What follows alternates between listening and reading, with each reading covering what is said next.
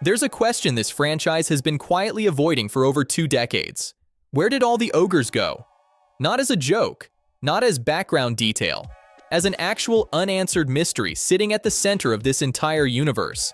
And Shrek 5 might finally answer it. So let's get into everything we know, everything that's been rumored, and a few things the studio probably doesn't want you connecting just yet.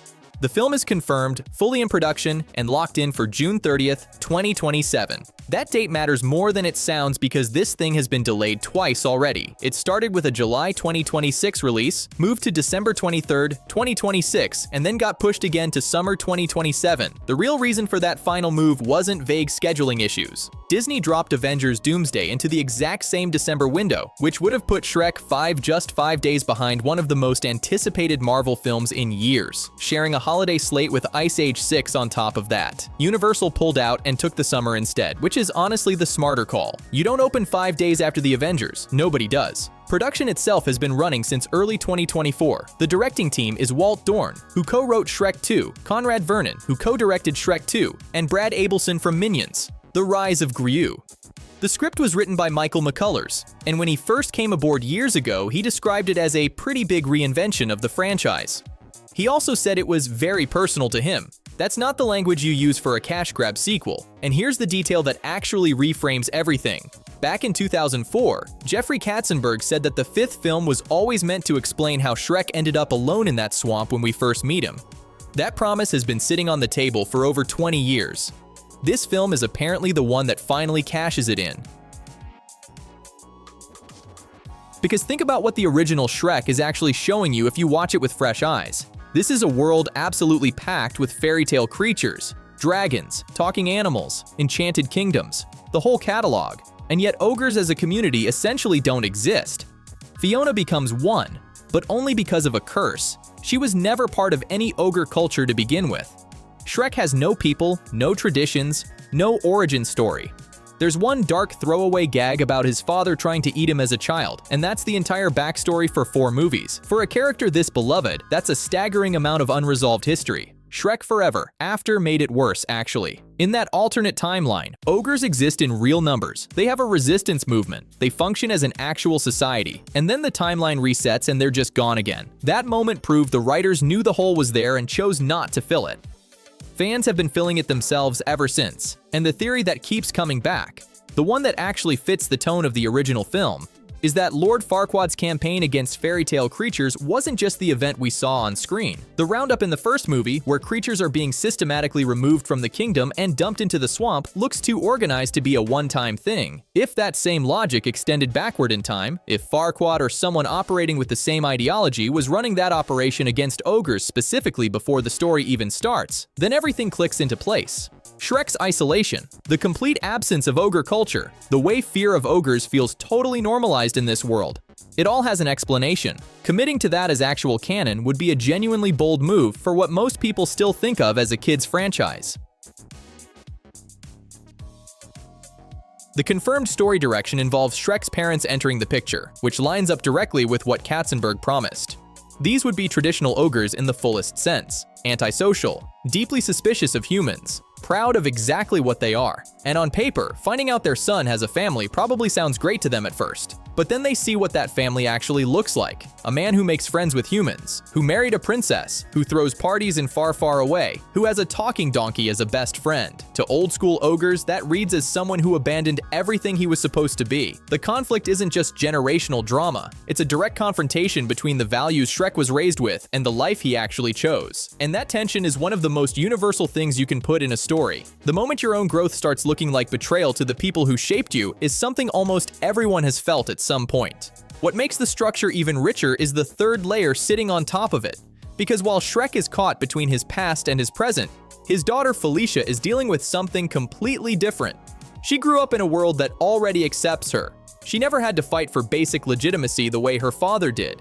She's the first Shrek kid who actually has to figure life out rather than survive it. And quietly, that might be the harder problem. When you're not fighting for survival, you still have to define yourself. You just have to do it without that external pressure giving you direction. There's something almost lonely about having every door open and still not knowing which one is yours. That's a character arc this franchise has never explored before, and it's more subtle than anything in the previous 4 films. Felicia is voiced by Zendaya, confirmed in February 2025 and genuinely out of nowhere. Nobody had her name on any list. Nobody was predicting it. She first appeared as a newborn in Shrek the Third and was last seen as a toddler in the 2010 Halloween special Scared Shrekless. By the timeline of Shrek 5, she's a teenager. Her brothers Fergus and Farkle were confirmed at the Macy's Thanksgiving Day Parade in November 2025, voiced by Marcelo Hernandez and Skylar Gisondo. All three kids are accounted for, but Felicia is clearly the one the story is built around. She's the only child featured in the teaser, and everything surrounding the project points to her being the engine of the central conflict. The rumors about her role involve magic, specifically Felicia experimenting with spellcasting and accidentally causing the crisis that drives the whole plot. One version circulating online has her opening a portal that destabilizes the boundary between worlds, and the story follows from the fallout of that. None of it is officially confirmed, but it fits perfectly with the character profile that's been described. Sharp and energetic, but impulsive. Her parents' kid in both the best and worst ways. There's also something thematically clean about the next generation being the one who accidentally breaks the world, because it forces Shrek into a completely new position. He's not dealing with an external villain this time. He's dealing with the consequences of his own family. On the villain side, nothing is confirmed, but the thematic setup points towards someone from the magical side of this universe. The Shrek franchise has always had magic floating around in it, treated mostly as a joke or a convenient plot device rather than something with real structure behind it. The most interesting direction they could go, and this is my read, is deep into Arthurian mythology. Arthur already exists in this universe from Shrek the Third, and by the timeline of Shrek 5, he would be a fully grown king. That opens a very specific door. Morgan Le Fay fits this world almost too well. She comes with a built-in connection to Arthur, a long history of being written out of Camelot's official story, and a motivation that doesn't require her to just be evil for the sake of it. The most compelling version of this character would be someone who genuinely believes magic was the dominant force in this world once and has been slowly displaced by kingdoms, by politics, by a civilization that decided enchanted creatures were problems to manage rather than participants in society. She's not trying to conquer anything. She's trying to restore something she believes was stolen. And the best animated villains are always the ones where you can almost see their point. Compared to Rumpelstiltskin in Forever After, who worked as a manipulative trickster but never carried real ideological weight, a character like this would operate on a completely different level. She would also tie directly into whatever happened to the ogres, which would make her feel like part of the same world, rather than a threat imported from outside it. Now the animation conversation, because it's unavoidable. The teaser dropped February 27th, 2025. 27 seconds of footage that DreamWorks described as a cast announcement rather than a real trailer. It reached over 17 million views on YouTube within a year, which tells you everything about the appetite for this franchise. But the reaction was split, and the critical side was louder. What people were seeing was the result of a complete rendering engine change. DreamWorks switched to Moonray, their open-source ray tracing renderer first deployed on How to Train Your Dragon: The Hidden World in 2019.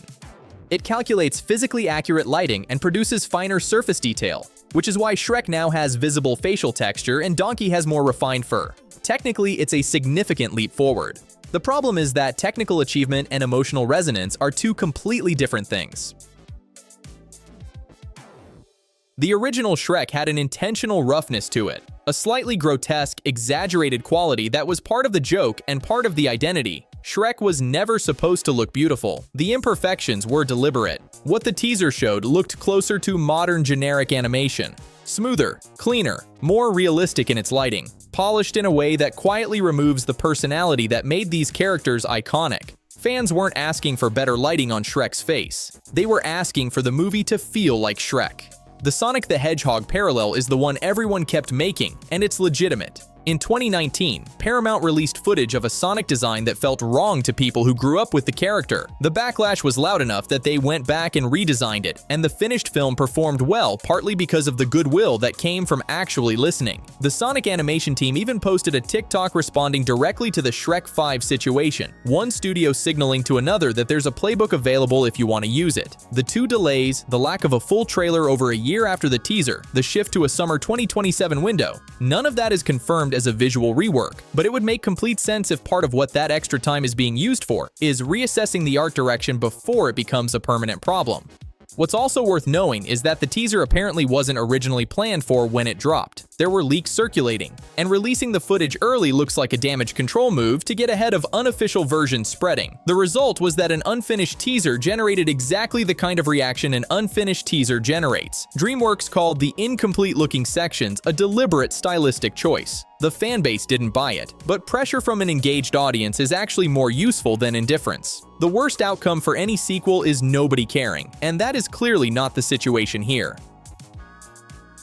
The returning cast is worth acknowledging properly. Mike Myers, Eddie Murphy, and Cameron Diaz are all back, which is a minor miracle given how long Diaz was away from acting entirely. Antonio Banderas is listed as returning as Puss in Boots, and the setup for that reunion was basically handed to the filmmakers on a plate. The Last Wish ended with Puss, Kitty Softpaws, and Perito heading directly toward Far Far Away. As clean a handoff back to the main story as you can write.